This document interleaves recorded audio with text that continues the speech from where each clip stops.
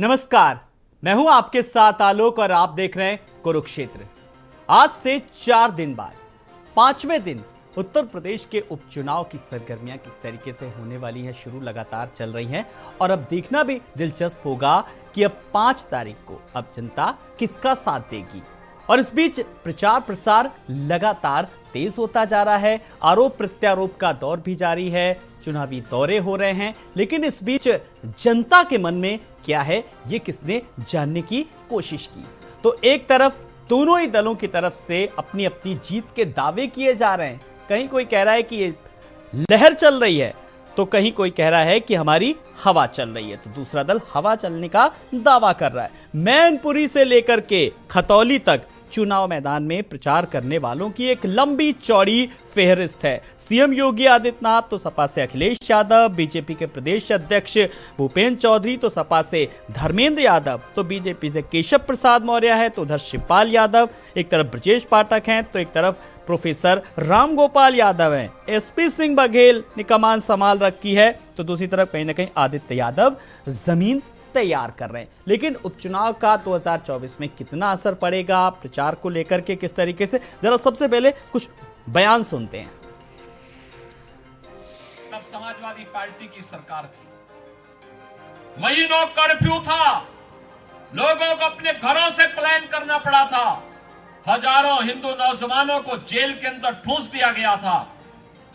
तब सपा के नेता तो नहीं आ सकते थे, लेकिन लोकदल के नेता कहां थे? आज पूछा जाना चाहिए इन लोगों से, तब लोकदल कहां था? तब तो ये पूछने नहीं आए थे। ये जो कह रहे आए थे करेल विधानसभा में, वो जसवंत नगर में इसलिए नहीं आए क्योंकि वो जानते हैं यहां पर चाचा विधायक हैं। वो सोच रहे थे कार्यक्रम लगाएं कि न लगाएं, ये अधिकारी जानते होंगे, ये बीजेपी के लोग जानते होंगे।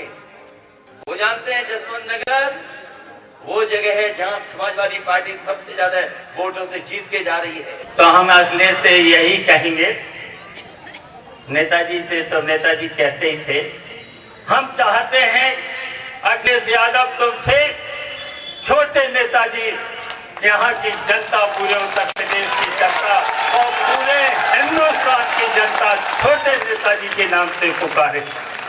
मैं ये कहना चाहता हूँ। मैं तो ये जानता हूँ कि मैं रामपुर में हूँ, रामपुर में रहने वाले हर व्यक्ति से ये अपील करूंगा कि सत्ता के अहंकार और घमंड को चकनाचूर करें और इनको सबक सिखाएं। तो आगामी चुनाव में कौन किसको सबक सिखाएगा ये भी देखना बड़ा दिलचस्प होगा। लेकिन आपको बता दें कि जिस तरीके से रामपुर, मैनपुरी और मुजफ्फरनगर की खतौली सीट पर किस तरीके के समीकरण बन रहे हैं और किस तरीके की जो बाइटें आ रही हैं, बयान आ रहे हैं सामने, इस पर आज चर्चा करेंगे। और 2024 के परिप्रेक्ष्य में इन चुनावों का कितना अक्स देखा जा रहा है। एक हेल्दी पैनल आज हमने बुलाया है, खास करके जल्दी से बिना कुछ देर के आए हुए मेहमानों से अपने दर्शकों का तारुफ कराना चाहेंगे। हमारे साथ राजनीतिक विश्लेषक के तौर पर दिलीप यशवर्धन जी जुड़े हैं। दिलीप जी नमस्कार, बहुत बहुत आपका स्वागत है। समीर सिंह जी हमारे साथ, समाजवादी पार्टी के प्रवक्ता। समीर जी नमस्कार, बहुत बहुत आपका स्वागत है। पवन आगरी जी हैं, आरएलडी प्रवक्ता। पवन जी नमस्कार, आपका भी बहुत बहुत स्वागत करना चाहूंगा। और आनंद दुबे जी हैं, प्रवक्ता बीजेपी। आनंद जी नमस्कार, बहुत बहुत आपका स्वागत है। आनंद जी, सबसे पहला सवाल मेरा आपसे, ये जिस तरीके से चुनाव प्रचार में आप लोग कोई कोर कसर नहीं छोड़ रहे हैं, लगातार दोनों तरफ से हो रहा है, एक तरफ कहा जा रहा है कि लहर चल रही, तो दूसरी तरफ कहा जा रहा है कि हवा चल रही है। इस बीच आप लोग किस तरीके से प्रचार कर रहे हैं और कितनी अपनी जीत को लेकर के आश्वस्त नजर आ रहे हैं, खास करके अगर हम मैनपुरी सीट को लेकर के बात करें जहां पर पूरे देश की नजरें हैं?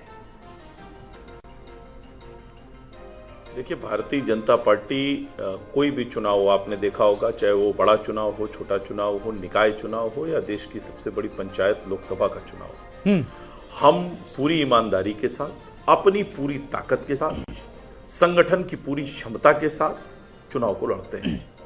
और ये आपको मैनपुरी में भी देखने को मिल रहा होगा, खतौली में भी देखने को मिल रहा होगा और रामपुर में भी देखने को मिल रहा है। हर जगह हमारे संगठन के लोग, हमारे पूरे संगठन के जो हमारे नेता हैं, हमारे सरकार के जो लोग हैं, सारे लोग जो है मंत्री से लेके सभी लोग उसमें लगे हुए हैं। सब लोग प्रचार कर रहे हैं, सब लोग अपना अपना काम कर रहे हैं और आने वाले 5 तारीख को जब मतदान होगा तो निश्चित रूप से तीनों सीटों पर भारतीय जनता पार्टी को जबरदस्त सफलता मिलेगी। और आप देखिए कि इसका सबसे बड़ा कारण है कि किस तरह से जो है विपक्ष हताश और परेशान हो गया है, किस किस तरह की बातें कर रहा है। तो अच्छा, एक चीज और देखिए आप कि ये कह रहे हैं कि लहर है और तमाम चीजें, इसी तरह ये बता रहे थे 2022 में विधानसभा के चुनाव थे, अभी कुछ महीनों पहले जब विधानसभा के चुनाव हुए तब ये कहते थे कि उत्तर प्रदेश में लहर है। अखिलेश यादव जी तो दावा करते थे कि 403 में 400 सीट हम जीत लेंगे। तो तमाम तरह के दावे ये पहले भी करते रहे, लेकिन जनता ने इनके दावे, वादों और इरादों सबकी पड़ताल करके इनको एक संदेश चलिए, जनता तो फिलहाल दावे, इरादे और किस तरीके से जो इरादे हैं उन पर पूरी तरीके से नजर बनाए रखती है। समीर जी, आपके पास आ रहा हूं। समीर जी, आप लोग भी अपनी जीत का दावा कर रहे हैं, लेकिन देखिए अभी से कहा जा रहा है कि आप लोग तो हताश, परेशान, निराश नजर आ रहे हैं। जी आलोक जी, आनंद जी को किस चश्मे से हम लोग हताश और परेशान नजर आ रहे हैं ये तो मुझे समझ में नहीं आ रहा, क्योंकि जिस तरीके से मैनपुरी में अगर हम बात करें तो जिस तरीके से मैनपुरी का जन समर्थन हमें मिल रहा है, जिस तरीके से जो आज़म साहब की, अगर हमने देखा होगा 2 दिन से जो आज़म खां की जो अपील थी, जो उनकी भावुक तरीके से उन्होंने जनता से अपील करी थी, वो जनता में बहुत अच्छा मैसेज आ रहा है, वो जनता सपोर्ट दे रही है।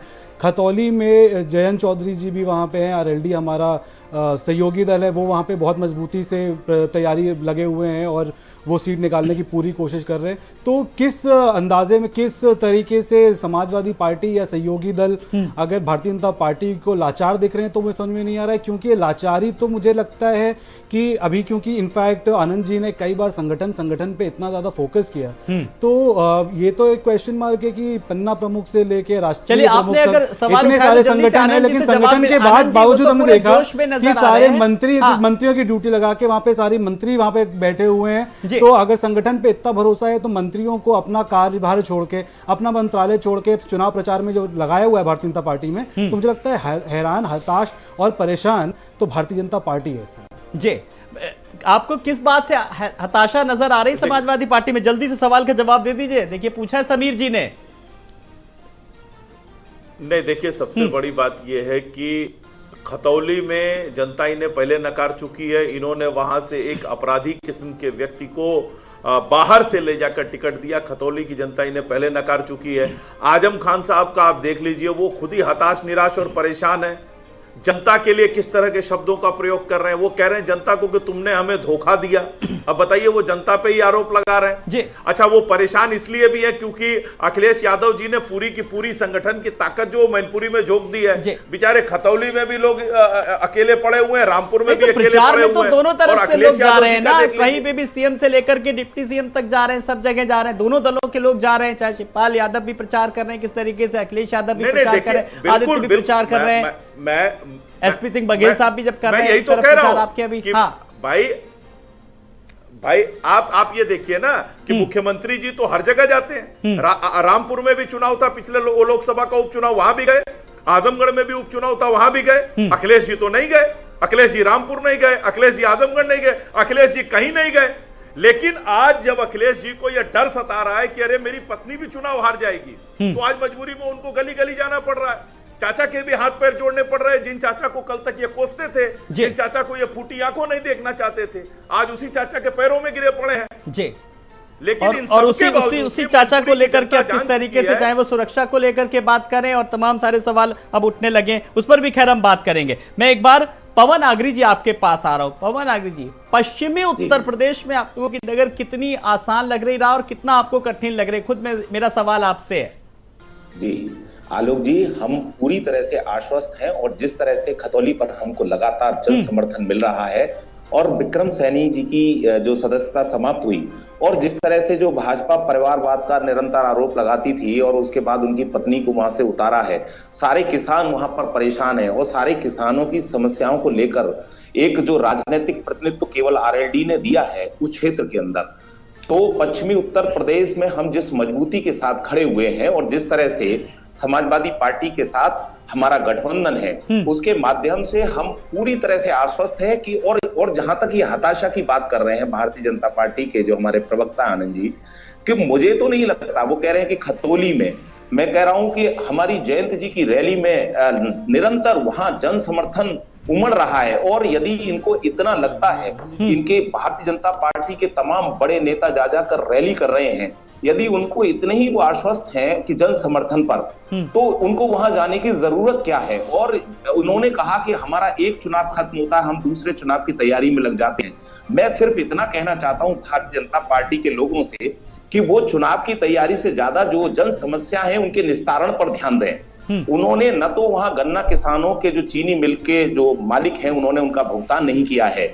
लगातार वहां जो लंपी वायरस से जो गायों का हनन हुआ उस पर सरकार चुप बैठी रही, उसके द्वारा कोई भी ऐसा प्रयास नहीं किया गया। किसानों की तमाम समस्याएं, वहां डीएपी नहीं मिल रही, लगातार उस पर कालाबाजारी हो रही है।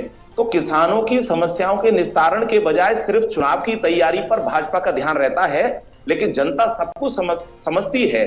और यदि उनको लगता है कि पिछले बार चुनाव में यदि उन्होंने अपने सत्ता की जो हनक है उसके माध्यम से 1-2 सीटों पर अतिरिक्त रूप से कब्जा कर लिया हो, लेकिन पश्चिमी उत्तर प्रदेश में हम चौधरी चरण सिंह जी की जो राजनीतिक विरासत है उसको पूरी तरह से लेकर चल रहे हैं। और लोग वहां समझ चुके हैं कि माननीय जयंत चौधरी जी ही उनके प्रतिनिधि के रूप में, उनके उस बारिश के रूप में अब वो फिर से उस विरासत को वापस लाना चाहते हैं। और हमारे 8 विधायक हैं और खतौली के इस सीट के बाद हमारे 9 विधायक हमारे जीत जाएंगे। इसका नवरत्न होते हैं, नवरस होते हैं, नवग्रह होते हैं, तो ये नवरत्न के रूप में ये सीट हमारे पास आ रही है। जी चलिए, आप जीत को लेकर के पूरी तरीके से आश्वस्त नजर आ रहे हैं। मैं दिलीप यशवर्धन जी, अब मैं आपके पास आ रहा हूं। राजनीतिक दलों की आपने बात सुनी, आपने बीजेपी की भी सुनी, आरएलडी की भी सुनी और सपा की भी बात सुनी। मैं एक एक सीट को लेकर के आपसे जरा चाहूंगा कि आप उस पर एनालिसिस कीजिए। अगर हम खास करके मैनपुरी सीट को लेकर के बात करें, सारे दावे एक तरफ जो विकास का मॉडल है, समाजवादी पार्टी किस तरीके से वहां पर जो विकास किया है वो जनता के बीच जाकर के बता रही है, आगामी योजनाएं बता रही है, क्या लेआउट है किस तरीका। और सबसे बड़ी बात है कि बीजेपी जिस विकास को लेकर के बात कर रही है, लेकिन समाजवादी पार्टी जिस तरीके से एक सहानुभूति फैक्टर भी उसके साथ है और कहते हैं जन समर्थन जिसके साथ होता है वहां पर। इस नजरिए से आप कैसे देख रहे हैं? आलोक जी, गजल है कि जब किसी से कोई गिला रखना, सामने अपने आईना रखना। मतलब कि आप जब सामने वाले पे कोई इल्ज़ाम लगाते हैं, कुछ उसको गलत ठहराते हैं, तो आपको पहले अपनी तरफ भी देखना होता है कि कहीं आप भी तो वही काम नहीं कर रहे हैं। लेकिन ये गज़ल राजनीतिक पार्टियों पर बिल्कुल फिट नहीं बैठती है, क्योंकि उनका लगातार काम यही होता है कि जो काम वो खुद करते हैं सामने वाले को उसी बात का दोषारोपण करते हैं। अभी थोड़े दिन पहले लखीमपुर के बाईपोल्स हुए थे, उस बाईपोल्स में शिवपाल सिंह जी का नाम कहीं था नहीं लिस्ट में, लेकिन यही जो मैनपुरी के चुनाव हो रहे हैं वहां पर वो स्टार कैंपेनर के रूप में सबसे अग्रणी श्रेणी में खड़े हुए हैं और दोनों चाचा भतीजे एक दूसरे की तारीफ कर रहे हैं। अभी आपने जो बाइट दिखाई उसमें उन्होंने कहा भी कि अखिलेश यादव जी छोटे नेताजी के रूप में जाने जाएं, ये बड़े नेताजी की इच्छा थी और उस इच्छा को आगे बढ़ाने के लिए चाचा जी अब मैदान में आए हैं।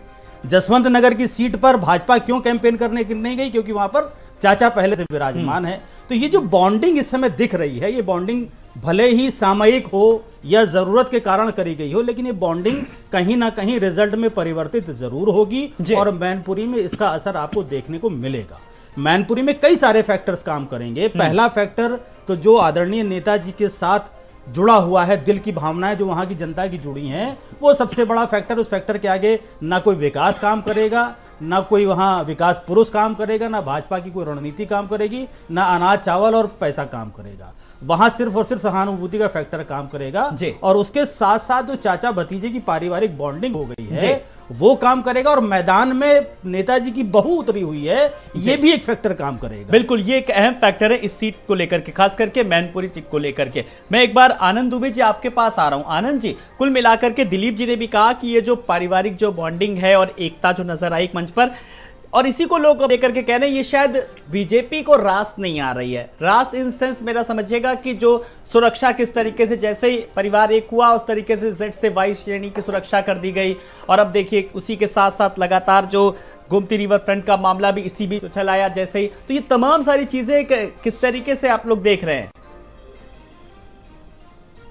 नहीं, देखिए, जब जो बात गोमती रिवर फ्रंट की है तो आपको पता होगा और ये पूरा उत्तर प्रदेश जानता है कि गोमती रिवर फ्रंट में किस तरह से बंदरबांट हुई। 1438 करोड़ रुपए की जो ये परियोजना थी वो सिर्फ कागजों में रह गई, धरातल पर काम नहीं हुआ। इसको लेकर कई मुकदमे दर्ज हुए जी। और कई लोग 189 लोगों के खिलाफ इसमें एफआईआर दर्ज है जी। और कई लोग जेल में हैं। नहीं आनंद जी, कई ये लोगों सारे के खिलाफ डिटेल्स मेरे चार्जशीट पास है। दाखिल मैं तो हुई बस है। और टाइमिंग्स को लेकर के कि एक तरफ जब तारीफ की जाती है मैं- तब सुरक्षा मुहैया करा दी नहीं, जाती है जेड श्रेणी नहीं, की, बस हाँ नहीं, आप सुन लीजिए, मेरी पूरी बात सुन लीजिए। जून में 13 ठिकानों पर, इसी जून में 13 ठिकानों पर छापे पड़े थे। उत्तर प्रदेश में, अलवर में, राजस्थान में और कोलकाता में। लगातार इसकी जांच चल रही है। जो भी दस्तावेज, जो भी सबूत सामने आ रहे हैं, उसके आधार पर सीबीआई कार्रवाई कर रही है। सीबीआई उसके आधार पर पूछताछ कर रही है। सीबीआई उसके आधार पर नोटिस जारी कर रही है। अब इसमें भारतीय जनता पार्टी का तो कोई लेना देना नहीं है भाई। अगर आपने कोई भ्रष्टाचार किया है तो उसकी जांच तो होगी जी। उसमें अगर आप गलत होंगे तो आप जेल भी जाएंगे। तो जी। इसमें भाजपा का क्या लेना देना है? जी, तो यही सवाल एक में, विषय। चलिए आप ही के सवाल का जवाब हम समीर जी से पूछ लेते हैं। समीर जी, सांच को आंच क्या? सुन लीजिए, जल्दी से, ठीक है, मैंने आपका बोलो, आप सुन लिया, कंक्लूजन क्या है? जी ठीक है, समीर जी से जवाब ले लेते हैं, प्लीज। चलिए अच्छा, अपनी बात पूरी करिए। जी ठीक है, हाँ आनंद जी। देखिए, और जहां तक बात रही सुरक्षा की, सुरक्षा की भी समय समय पर समीक्षा होती रहती है।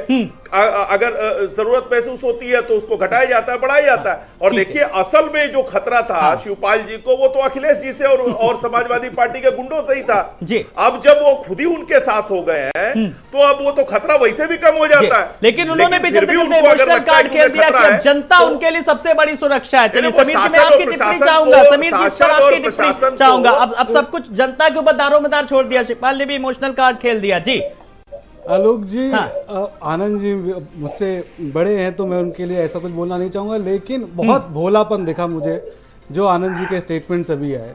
मेरी मुस्कुराहट नहीं रुक रही थी उनकी बातें सुन के, कि मतलब महज एक संयोग।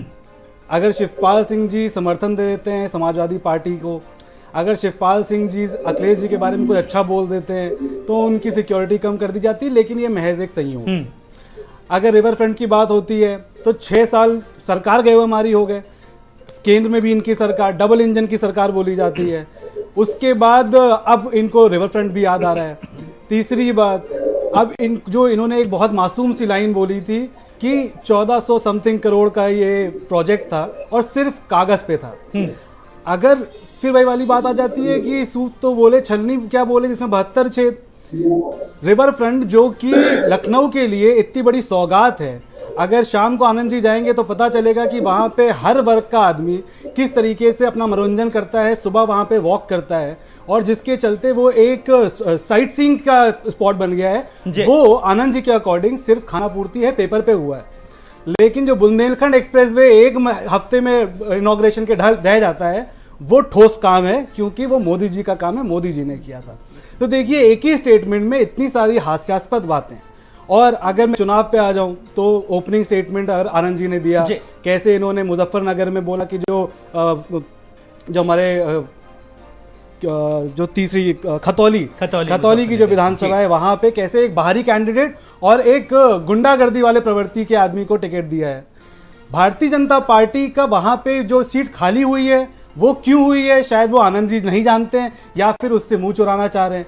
और उसके बाद इसी में दूसरी चीज भी ऐड हो जाती है, जो परिवारवाद वाली बात है कि ले दे के उन्हीं की बीवी को टिकट दिया जाता है। लेकिन कहीं ना कहीं क्योंकि ये भाजपा का वंशवाद है तो ये वंशवाद परिवारवाद नहीं है। लेकिन अगर स्वर्गीय नेताजी की सीट पे उनकी बहू चुनाव लड़ लेती हैं, तो जब से ये ऐलान हुआ है तब से इनको काटो चने खून नहीं दब रहा है कि किस तरीके से डिंपल जी वहां पे जीत जाएंगी, तो उनको वंशवाद परिवारवाद, क्या जीत का डर वाकई में सता रहा है? जल्दी से जी आनंद जी, आपकी टिप्पणी चाहेंगे जिस तरीके से जीत का डर सताने लगा अभी से। नहीं, देखिए, सबसे अच्छी बात तो यह है कि इन्होंने कहा कि मेरे बातों से इनके चेहरे पे मुस्कान आई। कम से कम मैं इसके लिए अपने आप को जो है सौभाग्यशाली मानता हूं कि मेरी वजह से इनके चेहरे पर मुस्कान आई। एक विषय। दूसरा यह है कि इन्होंने कहा कि वंशवाद। मैं इनसे एक छोटी सी चीज पूछना चाहता हूं कि समाजवादी पार्टी की स्थापना से लेकर अब तक समाजवादी पार्टी के राष्ट्रीय अध्यक्ष कितने हुए? 2। एक मुलायम सिंह जी हुए, मुलायम सिंह जी नहीं रहे तो उनके पुत्र हो गए। अब अखिलेश जी के बाद उनके बेटे हो जाएंगे। ये वंशवाद की श्रेणी में नहीं आता है। आप करीब 14 साल तक उत्तर प्रदेश में समाजवादी पार्टी से मुख्यमंत्री रहे, मुलायम सिंह जी रहे, अखिलेश जी रहे। जी अच्छा अच्छा, मैं वंशवाद या परिवारवाद की आज बात नहीं कर रहा हूँ, ठीक है आनंद जी, मैं एक बार दिलीप, ठीक है, मैं मुद्दों पे फोकस करता हूँ ना, मुद्दे पे फोकस करते हैं कि कौन कौन से मुद्दे और जनता के हित में क्या है, मैं सबसे बड़ी बात पे फोकस कर रहा हूँ ना जी। मुझे हाँ चलिए अपनी बात पूरी कर लीजिए, फिर मैं दिलीप जी के पास आ रहा हूँ। इनको जवाब तो देना, हाँ ठीक है ठीक है, मैं यही कह रहा हूँ, मुझे इनको जवाब देना पड़ेगा जी।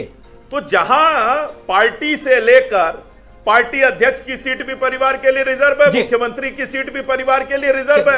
बात दिलीप जी, बात परिवारवाद की, बात वंशवाद की नहीं है, बात यह कि आप जनता के बीच और जनता के कामों को लेकर के कितना बखूबी कर रहे हैं, जनता के दिल में आपकी क्या जगह है, उसके कामों को आप कितनी प्राथमिकता दे रहे हैं, बड़ी बात ये होनी चाहिए, चर्चा इस पर होनी चाहिए, बिल्कुल इसी पे होनी चाहिए। और यही मैं करता हूं, मैं हमेशा स्वस्थ डिबेट कराने की कोशिश करता हूं जी।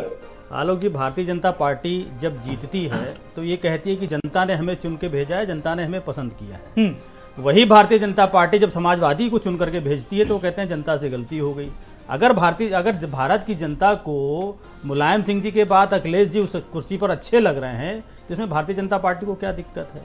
भारतीय जनता पार्टी हमेशा यही क्यों ढूंढा करती है कहाँ परिवारवाद चल रहा है, कहाँ वंशवाद चल रहा है? ये तो जनतंत्र है ना, डेमोक्रेसी है। डेमोक्रेसी में जनता बताएगी कि उसको क्या अच्छा लग रहा है क्या नहीं लग रहा है। अगर जनता को अच्छा नहीं लगता है कि मुलायम सिंह के बाद अखिलेश जी पार्टी के अध्यक्ष बने और वो मुख्यमंत्री की कुर्सी बैठे तो वो उनको मैंडेट नहीं देती, दिया। इसका मतलब जनता सर्वोपरि है और वही जनता ने आपको सर्वोपरि बना रखा है। अगर डेवलपमेंट की सुन लीजिए 2014 के बाद जनता लगातार खारिज कर रही है। अरे पलटेगा भाई, ये राजनीति का साइकिल है। बहुत घमंड मत करिए इस बात पे, बहुत घमंड मत करिए इस बात पे। राजनीति का साइकिल है। आप 2014 में कितने वर्षों के बाद आए हैं ये भी देख लीजिए। आप कितने वर्षों के बाद आए हैं? 1975 में आपकी यही हालत थी। 1975 में आपकी यही हालत थी। भारतीय जनता पार्टी दर भटका करती थी।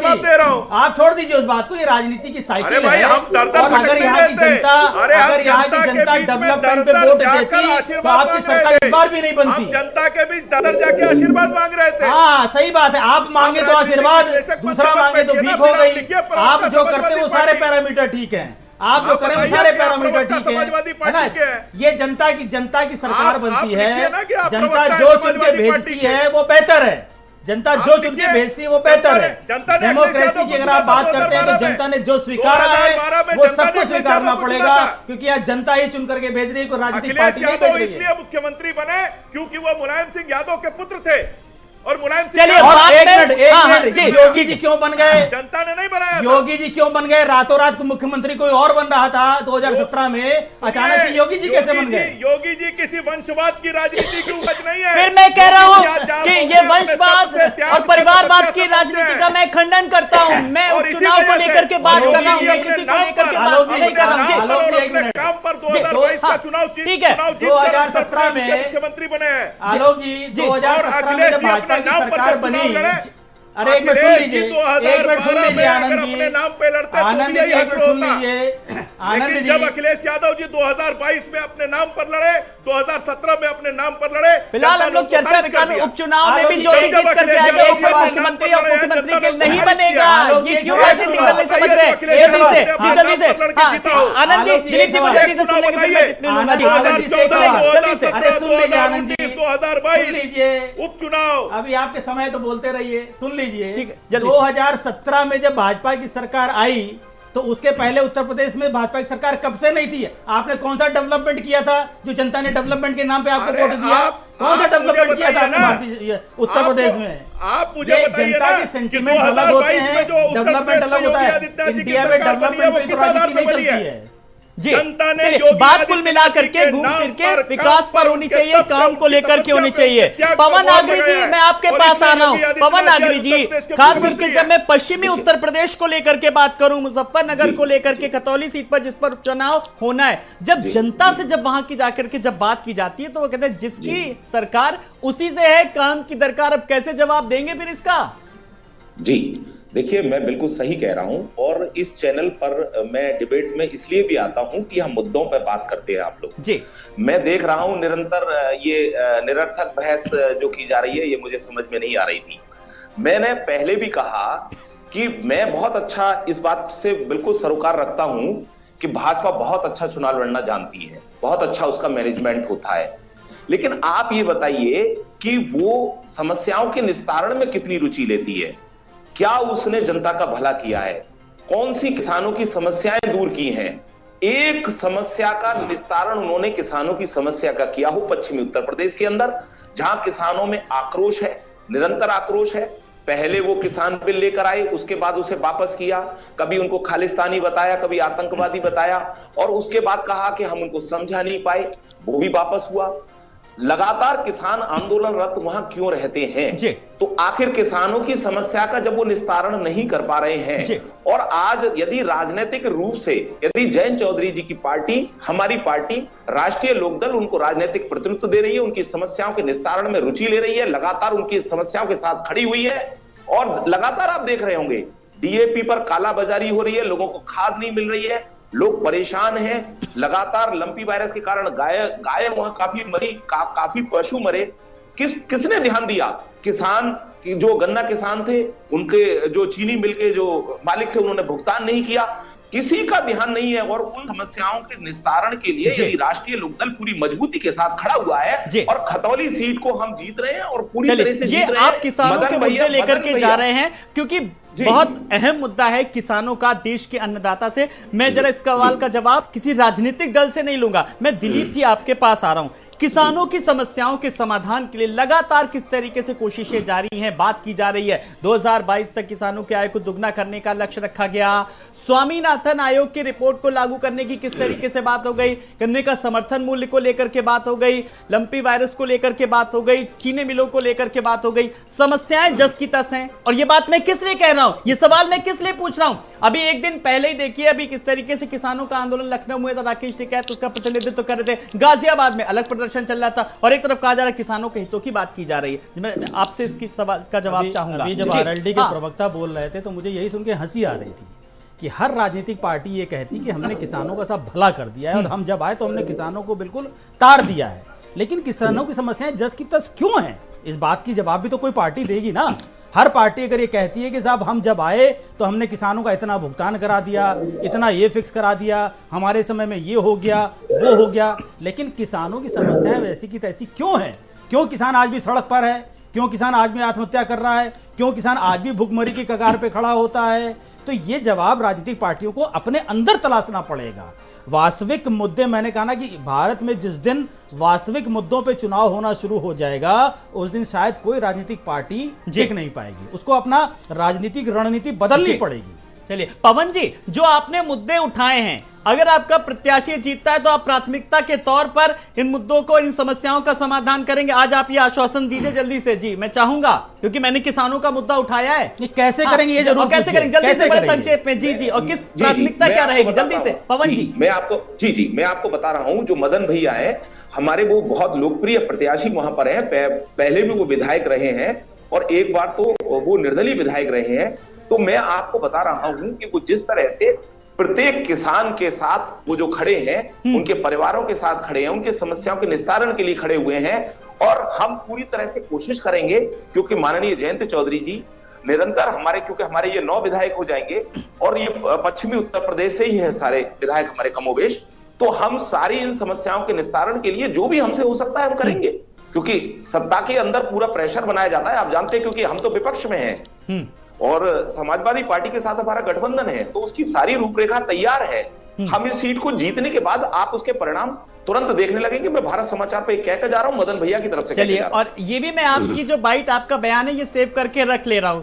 जब आपके प्रत्याशी आएंगे, अगर जीत के जैसा भी होगा, फिर उस वक्त मैं चलवाऊंगा इसको, ठीक है। चलिए, अब मैं एक ऐसा अहम सवाल आज की डिबेट का करने जा रहा हूं। ये मेरा आनंद जी से और समीर जी से मैं इसका जवाब चाहूंगा। मैं सबसे पहले समीर जी, आज आपके पास आ रहा हूं। किसानों की भी बात कर ली, आरोप प्रत्यारोप का दौर भी हो गया, चुनावी सरगर्मियों की बात, लेकिन आज प्रोफेसर राम गोपाल यादव की बात करें तो वो उन्होंने शिकायत लेकर के पहुंचे इलेक्शन कमीशन के पास, और उन्होंने तमाम सारी शिकायतों का जिक्र किया, और कई जगह के अधिकारियों पर भी उन्होंने आरोप लगाए। और कुल मिलाकर के सवाल बहुत अहम है, जब हम निष्पक्ष चुनाव की बात करते हैं इस लोकतंत्र में, तो उन्होंने एक प्रशासनिक मशीनरी पर सवाल उठाया है। आखिर किस किस बात को लेकर के आपत्ति, जरा जानना चाहेंगे मैं आपसे जरा इस सवाल का जवाब।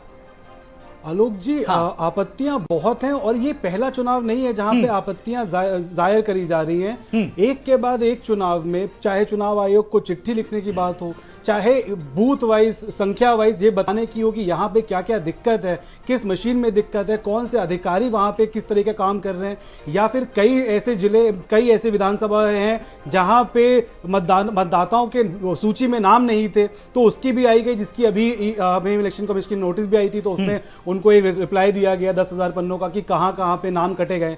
इसके बाद एक और टाइम भी मांगा गया उनसे, क्योंकि बहुत बड़ा ये घपला है, तो इस पे जो रिपोर्ट बनाने हैं उसके लिए थोड़ा समय चाहिए। प्लस जो अधिकारी उसमें मिले हुए हैं या जो अफसर उसमें मिले हुए हैं उनकी भी लिस्ट क्या कहते हैं इलेक्शन कमीशन को देनी है, तो उसके लिए मांगा गया है।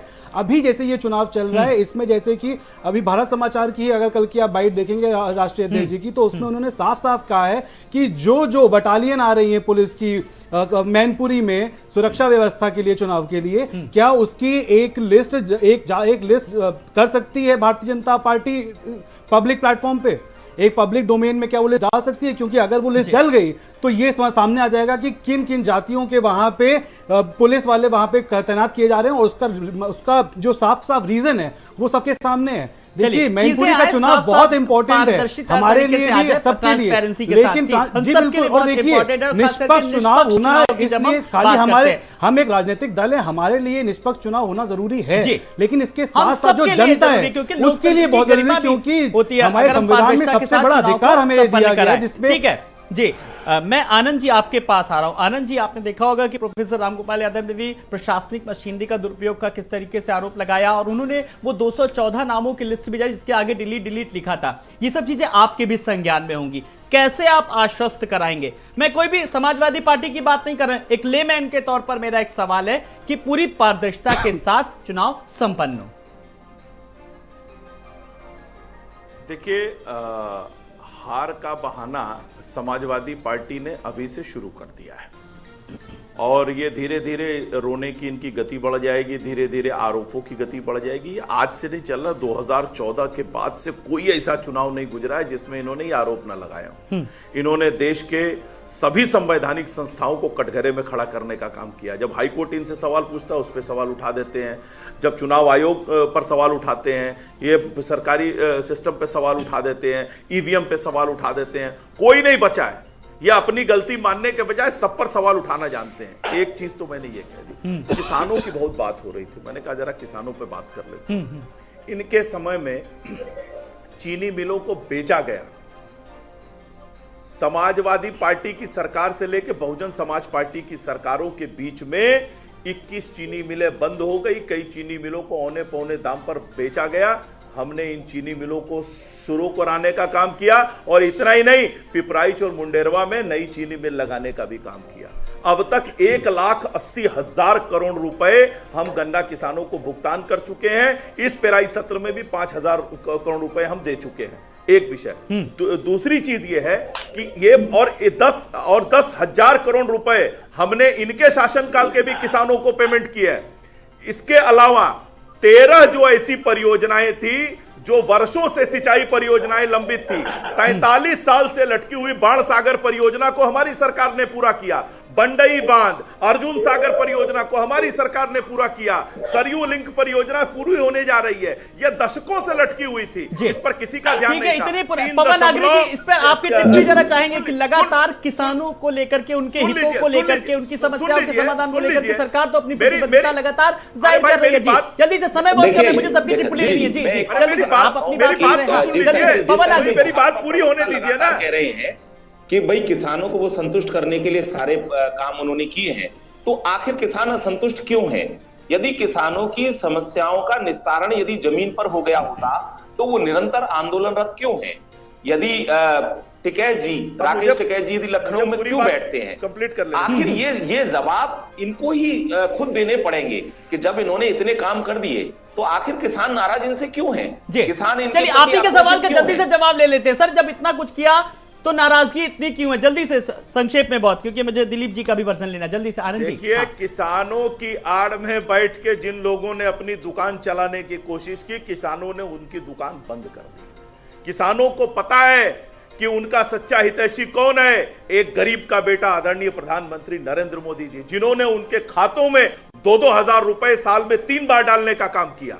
आनंद जी 15 लाख रुपए भी डाले। मोदी जी की सरकार इसके- 15 लाख रुपए भी डाले। सुन लीजिए 15 लाख रुपए अरे का हम बताइए। आपको बताते हैं 15 लाख रुपए भी डाले, करने वाले आप किसान की आय भी दोगुनी कर दी। और सुन लीजिए, किसानों की आत्महत्या के केस गरीबों खत्म हो चुके हैं। 45 पूरे लाख देश में पक्का किसान मकान देने एकदम का खुशहाल काम है। हमारी सरकार ये ने सब किया। क्यों नहीं 2 बता रहे करोड़ हैं? 61 लाख ये शौचालय सब भी बनाने तो का काम बताइए, हमारी इतनी सरकार उपलब्धियां ने हैं, किया। किसान के बेटे 1 हैं करोड़ नरेंद्र 40 मोदी लाख जी। लोगों को इतनी सारी मुफ्त गैस उपलब्धियां हैं, बिजली कनेक्शन इतने देने का सारे काम हमारी फर्जी सरकार ने दस्तावेज किया। बनाए हुए हैं, 1 करोड़ 80 इतने लाख सारे लोगों फर्जी काम परिवारों करे को हुए गैस हैं पेपर कनेक्शन देने का काम हमारी इतना सरकार ने फर्जी किया। विकास का उत्तर मॉडल प्रदेश जो के एकदम किसानों को गोलमाल खुशहाल विकास का बनाने मॉडल है काम वो हमारी किया सरकार ने है। किया। वो सब भी तो बताइए उत्तर क्यों प्रदेश को दूसरे नंबर भारतीय की जनता अर्थव्यवस्था पार्टी बनाने जैसी का काम झूठी हमारी पार्टी सरकार ने किया। और ये जनता उत्तर प्रदेश जो को 22 घमंड लाख में करोड़ आप की हैं, अर्थव्यवस्था ये बनाने आपका वाला घमंड बहुत काम जल्दी हमारी टूटने सरकार लगी। ने जनता किया। अब देख रही उत्तर है प्रदेश जिस के प्रदेश बजट में को कानून व्यवस्था 3.5 ध्वस्त हो लाख चुकी करोड़ है, से बढ़ाकर आपको 6.25 2 लाख सेकंड नहीं करोड़ लगते करने ये का बोलने हमारी में कि सरकार ने उत्तर किया। प्रदेश में कानून उत्तर व्यवस्था प्रदेश में सबसे बेहतरीन है गुंडों के और मकानों इसी पर के चलते बुलडोजर आप कानून चलाने का काम व्यवस्था हमारी के सरकार अलावा ने किया। जितनी भी उत्तर प्रॉब्लम्स है प्रदेश के प्रदेश में गुंडे माफियाओं किसी का को निवारण जेल नहीं कर भेजने पा का रहे काम क्योंकि हमारी आप सरकार पहली ने बात किया। एक्सेप्ट करने माँ को बहन रेडी नहीं बेटियों को है कि सुरक्षित प्रॉब्लम करने का है काम और हमारी प्रॉब्लम सरकार के ने बाद किया। आप खाली आपको और सिर्फ आप आए चलिए, रिकॉर्ड कोई करके स्वीकार रखें करे कि ना हाँ, करे, सरकार लेकिन को लेकिन लेकिन विकास का मॉडल है। लेकिन जमीनों पर जनता है कब्जे ना, करवाती रही, जनता जवाब सांप्रदायिक देने के दंगे लिए तैयार है। करवाती रही। जनता तो सब आए समझ दिन रही है उत्तर और प्रदेश अब दंगों से की 4 आग में दिन जलता बाद था यानी कि और 5 आपके दिसंबर जब मुख्यमंत्री आएगा एसी तब कमरे जनता में अपना बैठकर सोते फैसला जो है रहते थे। वो एक उंगली के जरिए मोहर लगा करके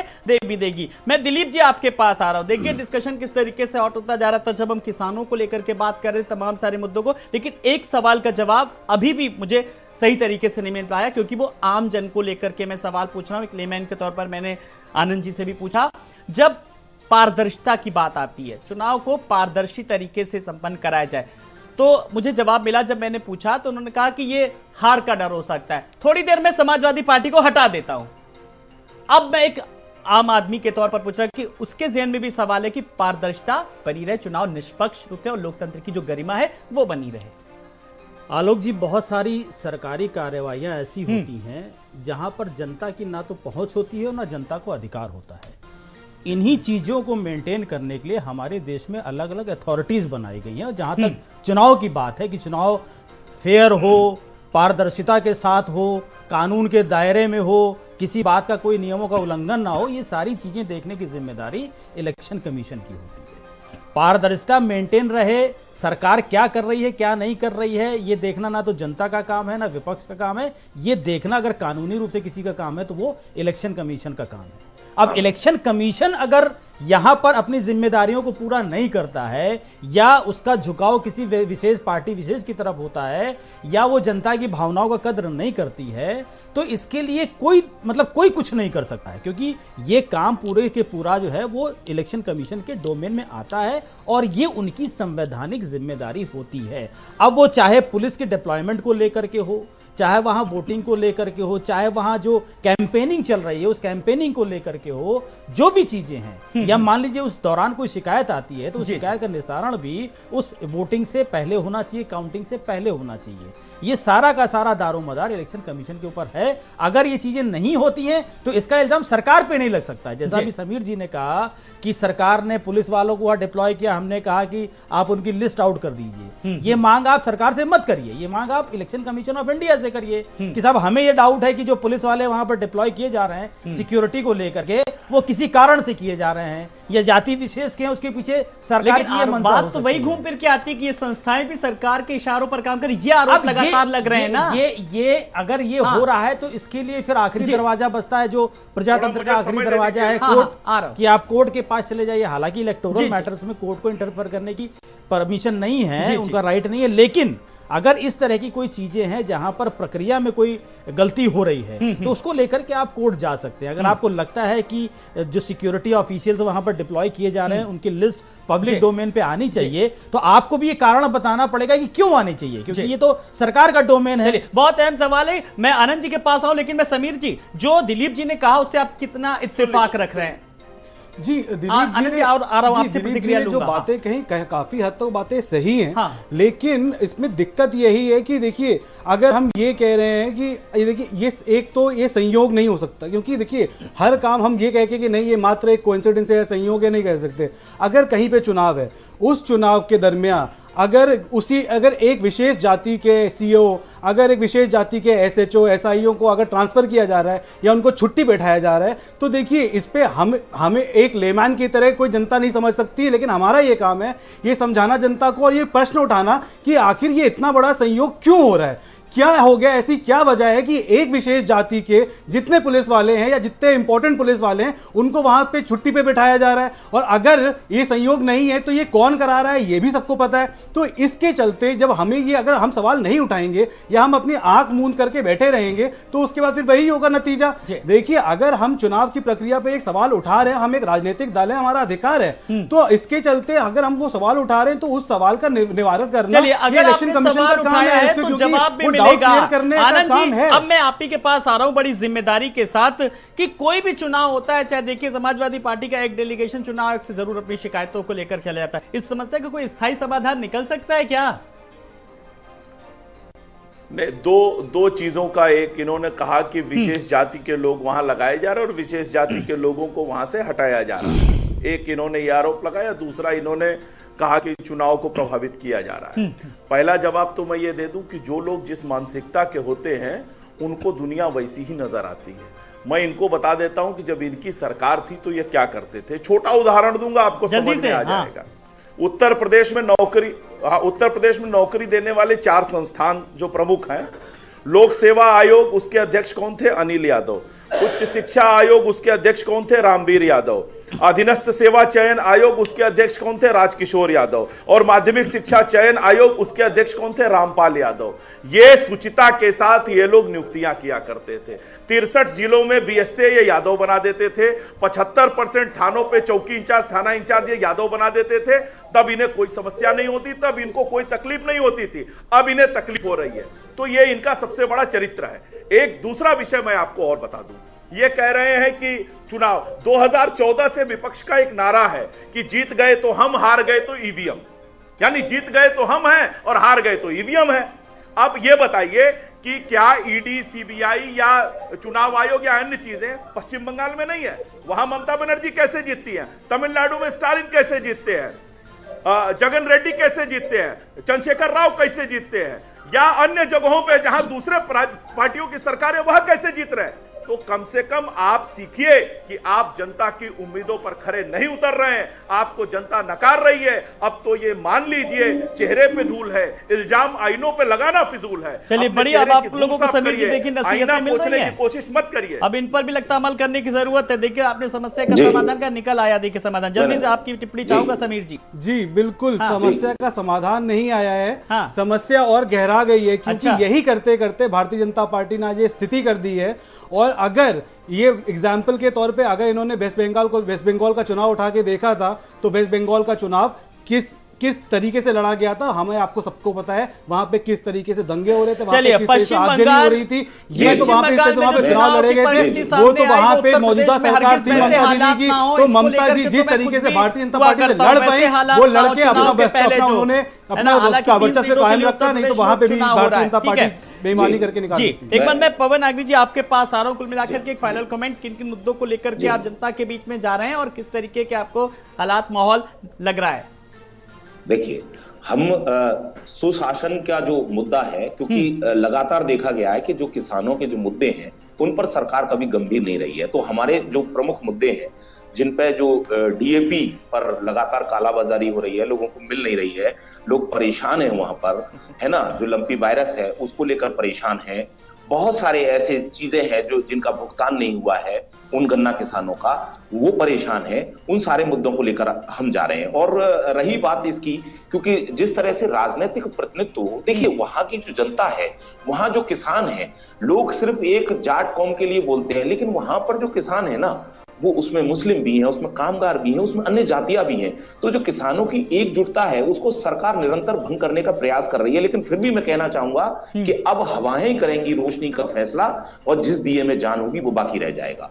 तो निश्चित रूप से हम खतौली में बाकी रहेंगे। जी दिलीप जी, हमने सब सीटों को लेकर के बात कर ली, अगर हम रामपुर की अगर सीट को लेकर के अगर बात नहीं करेंगे तो मेरी आज की डिबेट अधूरी रहेगी। आजम खान तीखे बयानों के लिए किस तरीके से जाने जाते हैं, लेकिन अब बड़ा इमोशनल कार्ड खेल रहे हैं, उनके बयान आप पिछले 2 दिनों से सुन रहे होंगे, इसको राजनीति के किस चश्मे से देख रहे हैं?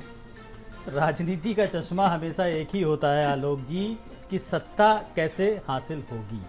वो उसके लिए साम दाम दंड भेद जो परसों से कहावत चली आ रही है, अब वहाँ चाहे इमोशन का कार्ड खेलना हो, चाहे जाति का कार्ड खेलना हो, धर्म का कार्ड खेलना हो, डेवलपमेंट का कार्ड खेलना हो, कार्ड कोई भी हो, रिजल्ट हमारे हिस्से में आना चाहिए, उद्देश्य यही रहता है। और आजम खान के लिए वो सीट टफ है।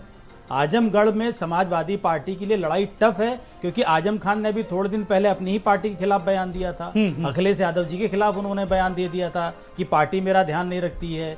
तो बहुत सारे फैक्टर्स हैं। अब ये वहाँ की जनता को एनालाइज करना है, जो वहाँ के भारतीय जनता पार्टी के कैंडिडेट हैं, उन्होंने ही बहुत सारे मुकदमे आजम खान के खिलाफ कर रखे हैं। तो अब ये जनता कितनी प्रभावित होती है, उन मुकदमों में कितना दम है, लीगली कितना दम है, ये तो कोर्ट डिसाइड करेगी, लेकिन सामाजिक रूप से कितना दम है ये अगर वहां की जनता समझती है। चलिए, अगर दम की बात कीजिए समीर जी, अगर हम खाली रामपुर सीट को लेकर बात करें, आजम के जो करीबी है किस तरीके से वही पार्टी किस तरीके से छोड़ करके जा रहे हैं?